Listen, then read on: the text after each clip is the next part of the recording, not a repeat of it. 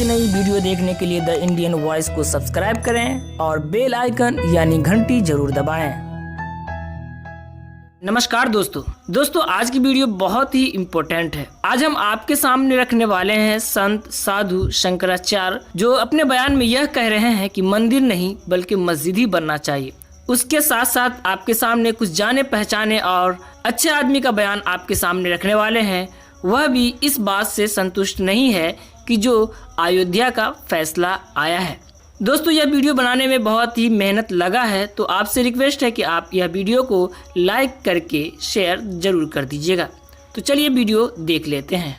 मैं 25 साल से पूरे देश के लोगों को चैलेंज दे रहा हूं। चैलेंज मेरा कहना यह है, राम इस देश में कभी पैदा हुआ ही नहीं। कोई भी देश का इतिहासकार, विश्व हिंदू परिषद हो, आरएसएस के भागवत हो, भागवत के और पिताजी हो, या कोई मनीषी हो, दार्शनिक हो, इतिहासकार हो, संत हो, साधु हो, शंकराचार्य हो, कोई भी ये सिद्ध करे कि राम यहां पैदा हुआ, मैं कहता हूं राम कभी यहां पैदा हुआ ही नहीं। ये जबरदस्ती ये कह रहे हैं कि राम यहां पैदा हुआ। चाहिए घर में माँ बाप बड़े हैं, उनको कोई पूछता नहीं है। उन्हीं को राम मानो ना, उन्हीं को सीता मानो ना। किसको सब फुर्सत है बताइए राम में एक हवा बह रही है कि आप संभवतः विधानसभा का चुनाव लड़ सकते हैं। अरे नहीं, विधानसभा लोग दुनिया बोलने दीजिए, मुझे चुनाव से मतलब नहीं। मैं चाहता हूँ कि पब्लिक जागरूक हो जाए, पब्लिक जाग जाए। खेसारी को चुनाव लड़ने और नहीं लड़ने से मेरा रोजी रोटी ऐसा नहीं कि बंद हो जाने वाला। राम मंदिर से क्या होगा साहब? तो हमारे जब धंधे खत्म हो गए हैं, जब हमारे खेत खाली हो, खेती हमारी खत्म हो गई है, जब हमारे गांव खाली हो रहे हैं, तो ये मुद्दे हैं ना। धर्म के लिए थोड़ी बैठी है सरकार। जगह जगह लिंचिंग हो रहा है। सुएज में कितने मौतें हो रही हैं? सुएज में इस देश का नागरिक गटर में दूसरे के 5 एकड़ बोल रही है, किस आधार पर बोल रही है? तो ये कहाँ न्याय है? तो हमको तो लगता है कि सरकारी दबाव में आकर ये फैसला हुआ है। फैसले से खुश है या नहीं है? हाँ? फैसले से खुश है या नहीं है? खुश भी हैं और नहीं भी हैं। राम मंदिर बनने से क्या अनएम्प्लॉयमेंट खत्म हो जाएगा, चाइल्ड मेल न्यूट्रिशन खत्म हो जाएगा, फार्मर्स डिस्ट्रेस खत्म हो जाएगा। राम ये सब इलेक्शन के लिए, क्योंकि चुनाव आ रहा है इसीलिए चिल्ला रहे हैं। देखा था वहाँ पर मंदिर, और अगर मंदिर था भी वहाँ पर, और अगर उस वक्त आज ही इतने सालों पहले वहाँ मस्जिद बन गई थी, तो फिर से उसे तोड़ के आप क्यों बनाएंगे मंदिर? और अगर आपको बनाना, हिंदू खतरे में नहीं है, ये देश खतरे में है। ये देश खतरे में है मोदी जी, अमित शाह जैसे लोगों से, प्रज्ञा ठाकुर जैसे लोगों से। ये देश खतरे में है। आज जो सुप्रीम कोर्ट के जज ने जो बाबरी मस्जिद पर फैसला सुनाया है, वो बहुत ही निंदनीय और भ्रष्ट है। जो राम का न कोई प्रमाण है, न कोई साक्ष्य है, न कोई इतिहास है, उस राम पर सुप्रीम कोर्ट के जज ने फैसला सुनाया है। जानते हैं ये सब दबाव में किया है सुप्रीम कोर्ट के जज ने। भाइयों से कहना चाहूंगी कि ये मंदिर के चक्कर में आप लोगों को पड़ने की कोई जरूरत नहीं, क्योंकि ये मंदिर आपको बंधुआ मजदूर बनाएगी और आने वाली पीढ़ी को गुलाम बनाएगी।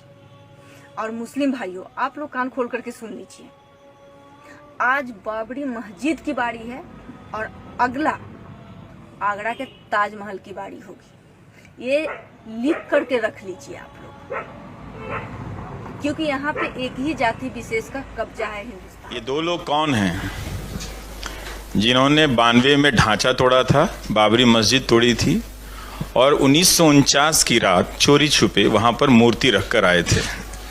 तो अदालत ने कहा कि ये 2 काम इलीगल हैं। तो इससे जुड़े जो भी लोग हैं उनको इस फैसले से बाहर किया है और कहा है कि ये अपराधी की कतार में हैं। जो देखो जहां मंदिर खड़ा कर देता है। कभी सोचा आपने किसको बुला रहे हो आप? हैं? कभी विचार किया, कभी दिमाग लगाया कि मैंने मंदिर बना दिया? ध्यान रखना कि जोश तो आ गया। भगवान है ही नहीं। चैलेंज देता हूं, मेरा चैलेंज है भारत के सभी साधु सन्यासियों को, कोई ऐसा है जो ईश्वर का साक्षात दर्शन कराए? क्या कोई ऐसा आदमी है जो भगवान से सीधा दर्शन करा दे? आप ये कहें कि इस देश के अंदर भव्य राम मंदिर बनना चाहिए, अरे बनाओ, कौन मना कर रहा है तुमसे जो है। लेकिन याद रखो, कल्पना की धरा के ऊपर महल खड़े नहीं होते हैं, बालू के ढेर पर बिल्डिंग खड़ी नहीं होती है, शीशे के मकान में रहने वाले दूसरों पर पत्थर नहीं फेंकते हैं। अगर जितने भी मान लीजिए ईश्वर के मानने वाले लोग हैं, आस्थावान लोग हैं, तो मंदिरों में से मुकुट चोरी क्यों हो जाते हैं, जेवर चोरी क्यों हो जाते हैं, खजाने क्यों चोरी हो जाते हैं? क्या वो पुजारी जो बैठा हुआ है वो भगवान को नहीं मानता है? अगर कोई मुझसे पूछे तो मैं ये कहूँगा, जो ईश्वर विश्वास करने वाला है सही माने में वो ईश्वरवाद की दुहाई दे रहा है, लेकिन पक्का नास्तिक है, क्योंकि वो जानता है भगवान है ही नहीं, इसलिए वो सारी बदमाशी करता है। एक दिन में फैसला जो इतने सालों से रुका पड़ा था, फिर भेजते हैं बूटा सिंह गृह मंत्री को, जाओ नींव रख दो, संगे बुनियाद, मंदिर बनना शुरू हो जाए, हिंदू भी खुश हो जाएंगे। अरे ये कौन सा नाटक हो गया भाई? प्रधानमंत्री का यही काम रह गया? बेरोजगारी मिटाओ, सबको बच्चों को एक जैसी पढ़ाई का इंतजाम करो, सब बीमार को एक जैसी दवाई का इंतजाम करो। तुम्हें क्या पड़ा हुआ है कि मंदिर चाहिए कि मस्जिद चाहिए? बोले नहीं नहीं नहीं, हम इसका भी कर देते हैं, सबकी वोटें बटोर लेंगे, आराम से बटोर लो, वोट बैंक बना लो। तो बूटा सिंह ने जाके संगे बुनियाद रख दी और कहा यहां से मंदिर बनेगा, इतना बढ़िया बनेगा, ये है वो है। अडवाणी जी ने रथ यात्रा निकाली, मंडल कमीशन वीपी सिंह ने लागू किया था पिछड़ों के लिए आरक्षण की बात। अडवाणी ने सोचा यार ये सारे पिछड़े तो हिंदू हैं और इसको ये ले जाएगा, मेरे पास क्या रहेगा, मैं किस पार्टी का नेता बना रहूंगा, तो कैसे इनको लाया जाए? बोले तेरे पास मंडल है वीपी सिंह, मेरे पास कमंडल है, और मैं कमंडल से देखता हूं तेरे हिंदुओं को मैं इधर ले आऊंगा तोड़ के। और जब रथ यात्रा निकाली सोमनाथ से, पूरी सरकार हिलने लगी और मुझे बुलाया वीपी सिंह जी ने, क्योंकि मैं मंडल कमीशन का समर्थन कर रहा था, उनकी पार्टी में नहीं था। मैंने कहा अच्छा काम है, पिछड़ों को सामाजिक न्याय मिलना चाहिए। तो उन्होंने मुझे कहा स्वामी जी इसका भी कोई हल निकालो, इस मंदिर का, ये मस्जिद वाला जो बाबरी मस्जिद। मेरे दोस्त थे सैयद साहबुद्दीन, हमारी पार्टी में थे, चंद्रशेखर जी के साथ मैं भी और वो भी। तो मैंने उनसे जाकर के पूछा, जफर याब जिलानी साहब से बात की, कोई रास्ता बताइए। उन्होंने मुझे बताया रास्ता, कहने लगे मस्जिद की जगह जो है पूरी की पूरी 2.7 एकड़ जमीन है, उसके सामने 65-67 एकड़, लगभग 70 एकड़ जमीन खाली पड़ी है, वो जमीन दे दीजिए इनको। जब अडवाणी जी रथ यात्रा में बैठ के दिल्ली आए, इधर आने से पहले पटना के बिहार में घुसने से पहले, बिहार में घुसने से पहले तो लालू जी ने गिरफ्तार कर लिया, उससे पहले की बात मैं बता रहा हूं। जब वीपी सिंह जी आए और कहने लगे ये क्या समाधान है, तो हमने वो नक्शा खोल करके बताया उनको कि देखिए ऐसा ऐसा भव्य मंदिर बन सकता है, आप ले लीजिए जितनी जमीन चाहिए, 3.25 एकड़ को छोड़ के, और 30 एकड़ ले लीजिए, 35, 40, 50 एकड़ ले लीजिए। तो अडवाणी जी मुस्कुराए और बोले मुझे बेवकूफ़ समझ रखा है कि मैं राम का एक और मंदिर बनाने निकला हूं, आपने मेरा नारा नहीं सुना?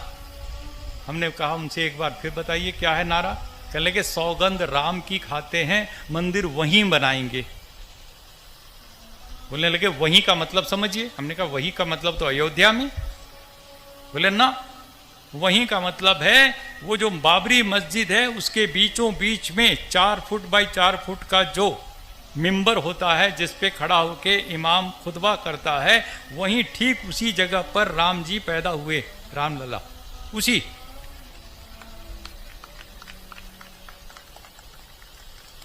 तो हमने उनसे पूछा अडवाणी जी से पूरी विनम्रता से कि महाराज जी 1528 में मीर बाकी बाबर का सिपह सलार आया था और उसके लिए कहा जाता कि राम के मंदिर को तोड़ के उसने बाबरी मस्जिद बना दी। 1528 में अडवाणी जी, न आप थे न मैं था न कोई था, लेकिन राम का सबसे बड़ा भक्त दुनिया में तुलसीदास उसी सरयू के तट पर बैठ करके रामचरितमानस लिख रहा था, दोहावली विनय पत्रिका लिख रहा था। उसकी एक दोहा, एक चौपाई कहीं भी मुझे दिखा दो जिसमें तुलसीदास ने ये लिखा हो कि मेरे भव्य आराध्य देव राम के मंदिर को तोड़ के मस्जिद बनाई गई। कहीं नहीं, एक शब्द नहीं। तुलसीदास को नहीं दिखाई पड़ा, अडवाणी जी को दिख गया। मैं आपसे सच कहना चाहता हूं, हम लोग खूब अच्छे आराम से रह सकते हैं आपस में, प्यार से, मोहब्बत से, लेकिन सियासतदानों को यह मंजूर नहीं है। उनको राजनीति करनी, उनको मंदिर मस्जिद की राजनीति करनी है, हिंदू मुस्लिम की चोटी दाढ़ी की ये राजनीति करनी, इसी में उनको वोट मिलते हैं, पैसा मिलता है, सब कुछ। मैं पूछता हूं, तुलसीदास को नहीं दिखाई पड़ा? गुरु गोविंद सिंह पटना साहब में पैदा हुए आपके, और उसी रास्ते से वो पंजाब गए। उनका कितना लिखा हुआ साहित्य, एक शब्द मुझे दिखा दो जिसमें गुरु गोविंद सिंह, जिनके 4 बच्चे शहीद हुए, दीवारों पर चुने गए, उन्होंने कहीं लिखा हो कि मेरे राम के मंदिर को तोड़ के मस्जिद बनाई? शिवाजी सारी जिंदगी औरंगजेब के खिलाफ लड़ते रहे, उन्होंने कहीं नहीं लिखा कि राम के मंदिर को तोड़ के मस्जिद बनाई गई। स्वामी दयानंद सरस्वती फैजाबाद में खड़े होकर के ईसाई मुसलमान सबसे शास्त्रार्थ करते थे, लेकिन कहीं भी उन्होंने नहीं लिखा सत्यार प्रकाश ऋग वेदादि भाष्य भूमिका या कहीं भी कि राम के मंदिर को तोड़ के मस्जिद बनाई गई। विवेकानंद, जिन्होंने शिकागो में जाकर कितना शानदार भाषण दिया, सारे हिंदू समाज को गौरवान्वित किया, उसकी विवेकानंद की 200 किताबों में एक शब्द नहीं मिलेगा कि राम के मंदिर को तोड़ के। महात्मा गांधी, मरते मरते इनकी जुबान पर हे राम निकला, महात्मा गांधी ने कहीं नहीं लिखा, न कहीं कहा इस बात को कि राम के मंदिर को तोड़ करके मस्जिद बनाई गई, किसी को नहीं दिखाई पड़ा। लेकिन जिनको सियासत करनी है उनको दिखाई ही दिखाई पड़ रहा।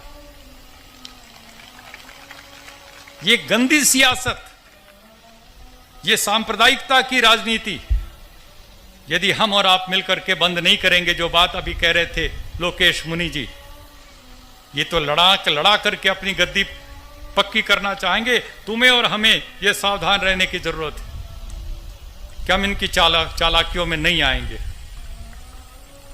ये लड़ाना चाहते हैं, हमें बांटना चाहते हैं, हमें तोड़ना चाहते हैं अंदर से।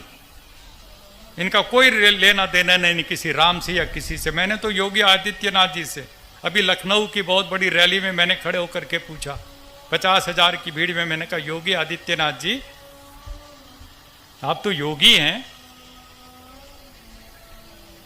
और मुख्यमंत्री भी हैं, और आप कह रहे राम का मंदिर बनाना है, तो राम का मंदिर बनाने से पहले पूरे उत्तर प्रदेश में रम के मंदिर तो बंद कर दो।